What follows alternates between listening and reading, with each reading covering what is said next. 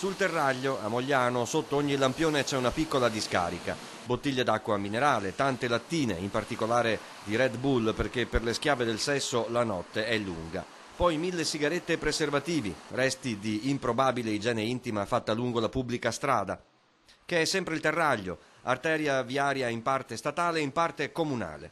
A chi spetta ripulirla dalle immondizie? Non solo a noi, ma anche all'ANAS, che è la proprietaria principale della strada Terraglio. Ci mettiamo d'impegno, ma ogni giorno è sempre la stessa storia.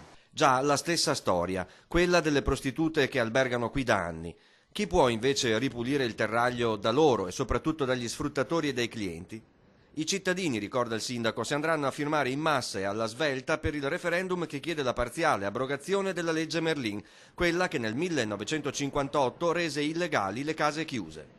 Andate a firmare nei propri municipi o dovunque siate, i municipi sono aperti, mancano un po' di firme, ne abbiamo fatte 400, sarebbe un peccato non raggiungere l'obiettivo delle 500.000 firme. C'è tempo fino a mercoledì 16 ottobre compreso, basta recarsi in qualunque municipio, all'URP o all'ufficio elettorale.